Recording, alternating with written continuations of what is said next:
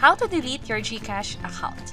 By the way, kung first time mo sa channel na to and gusto mo pa ng mga online tutorial videos katulad nito, please click the subscribe button.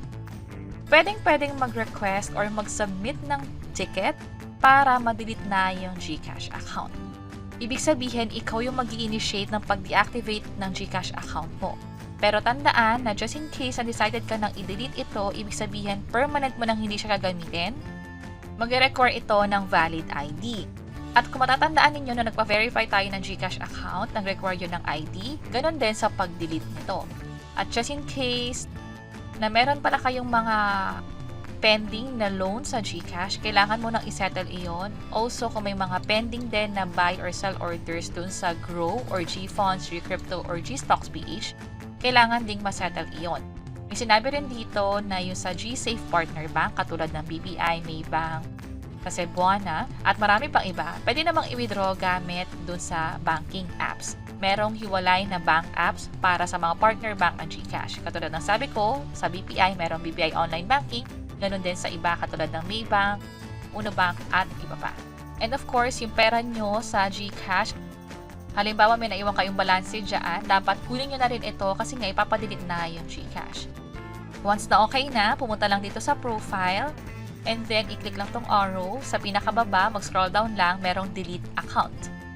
Click nyo lang yan, and then delete account ulit tayo. Click natin yung proceed at mag-submit na tayo ng ticket. Pero sinasabing accomplished form dapat dito sa GCash. Pero kapag ina-access ko siya, nagkakaroon siya ng error na katulad nito. So, pwede nyo i-double check sa side niyo. Kung sakali naman, pwede namang mag-scroll down na lang.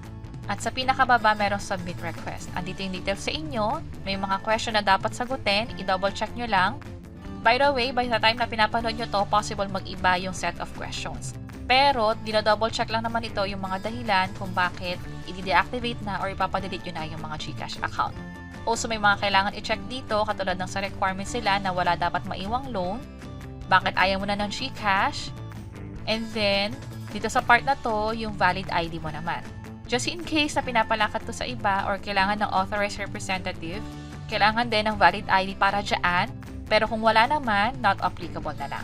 I-check lang lahat ng ito yung mga requirements, and also yung understanding natin na kung sakaling papadelete natin yung GCash account, obviously, mawawala na rin yung transaction history, yung sa GScore, GForest, Piggy Bank, at iba pang mga information tungkol dun sa GCash account. So, i-check lang lahat ng ito, maglagay ng additional information about dun sa concern or sa pagpapadelete ng GCash, and finally, i-attach na rito yung valid ID and yung selfie na hawak yung valid ID. Click nyo yung submit at hintayin ang feedback ng GCash. Para i-double check kung ano yung naging status niya, kung rejected ba or successful katulad nito, dito sa profile nyo ulit, i-scroll down na sa baba, merong help, pumunta rito sa tickets at doon nyo makikita yung mga active na tickets sa GCash.